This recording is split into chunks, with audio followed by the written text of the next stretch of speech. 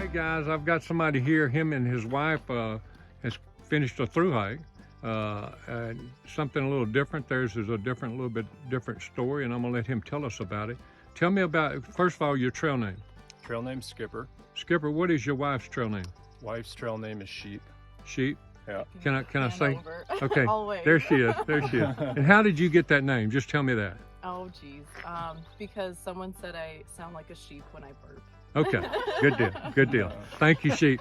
And how did you get your trail name? I grew up sailing in the Great Lakes, Okay. and so I guess I kind of behave like a skipper. Skipper. So they call you Skipper. Yep. And when did you get that trail name? I got it in the 100-mile wilderness. When you started your through hike. Mm-hmm. And tell us when that began and how that came about.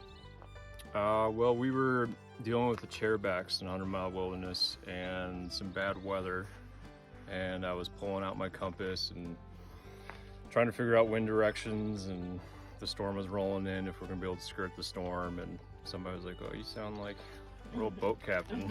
But I mean, that's where you started your hike at Katahdin, but you didn't actually go up to the peak. So tell me about, you started at A-Ball Bridge, I believe you said. Yep, A-Ball Bridge, and went south. We were unable to get into Baxter because of the COVID year in 2020. 2020. And so we went all the way south to Damascus. Took us 4.5 months. And then we had to get off trail like around the 7th of December. Okay. And then we were able to get back on this March 21st. And come go up north from Springer. And you've already passed Damascus, so now you're doing a little victory lap. Victory lap. Yep, because we are gluttons for punishment. We want to just keep going. Okay. Last time we were up. See the ponies again. Yeah, last time we were up into Grayson Highlands, it was snowy and cold. Yeah, well, so we want to see it in the springtime. You were southbound when you got a picture on your phone that you're going to show me and show the ones that are watching this. And that happened when? The picture you're going to show us. So this photo was in the 3rd of December in 2020. 3rd of December 2020. Lost Mountain Shelter. Which is not far from here, yeah, just a little south miles. of here. And that is where y'all slept that night. Yep. In December. Yep. Okay, so coming over what I'm looking at now, how much snow was up there? We were punching through Integration, probably 6 or 8 inches of snow. But that was in like the low points. It was warming up. It wasn't too bad. Okay. But there was still snow on the ground. Okay. Now, you went back to Springer this year and you started. How many people were around y'all, when you started this year going? Tons. Hundreds of people. Yeah. Yeah, we haven't really had a big tramley because we got our trail legs back pretty quickly. So we started doing big miles more so than the people that are just starting fresh.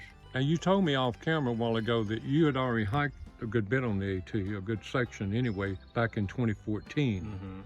And so you knew then you wanted to complete it one day, or what? Yeah, okay. Absolutely, one day. I had a chance to have a little tramley when I did the 200-mile section from the Davenport Gap to Damascus. And I wasn't able to keep going, but they did. And I got inspired to get back on trail someday and do the whole thing.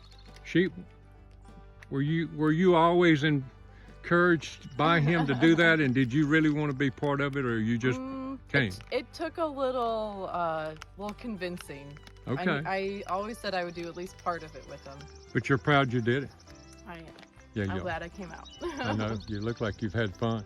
What was the best experience for you personally, having accomplished all the miles on the Appalachian Trail?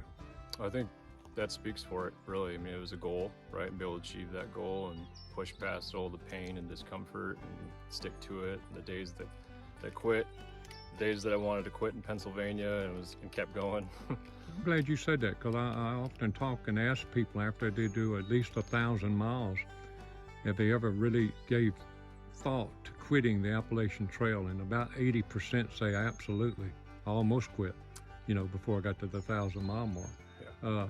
You realize that you're going to be the first person, you and your wife are going to be the first person that many people meet that's ever hiked the entire Appalachian Trail. Yeah, we had those experiences, especially the first week or so coming from Springer. Yeah. And I mean, now that you've completed it, when you get back home and work or life itself, I mean, the Appalachian Trail will come up. It'll always be part of your life, I'm sure. Absolutely. I'm just curious. I'm going to ask you a question I ask people that's completed it at least a year or 3 years back, how often they think about the Appalachian Trail. How often do you think you will think about the Appalachian Trail once you get home? Well, I think because we had the little hiatus and, you know, for almost 2 years and then coming back, it was a daily obsession thinking about when I can get back on trail. So I'm already thinking about what's the next one that I can do. Well, So I'll just tell you that all Appalachian Trail thru hikers I interview, including my wife, tell me they think about it every day of their life. So just to give you that, it may not be any days you're not thinking about it for the rest of your life. I don't know. You look like y'all had a good time, and if somebody's out there watching this today and they're, you know, listening to what you said and they're thinking about doing the Appalachian Trail, they may need just one more little push. What would you encourage, or what would you say to a person like that? it's okay to think about quitting, just don't do it. Okay. But I mean, somebody that's never even hiked it, that thinking about hiking, any recommendations as far as what to plan for or what to think about as you think about doing the thru hike? Yeah, I think probably the biggest thing is to be okay with the unknown. I think for first-time hikers, they are obsessed with trying to figure out the logistics and having a full understanding of the trail before they step foot on the trail. Absolutely. Who you want to say hello to before I let you go? Our tramley, our southbound tramley from 2020. Okay. We got Rugger and Sorrel and Chairman and Loon and Samwise. All right, Skipper. I usually say, God bless every mile between here and Katahdin, but y'all have already done all the miles. You do have a few more miles to get up to Katahdin, so I will say, when you get to do those few miles, God bless those steps as you go forward. And again, congratulations on being completing the Appalachian Trail. Cool. Thanks, Thank sir. you for taking a few minutes. Thank you.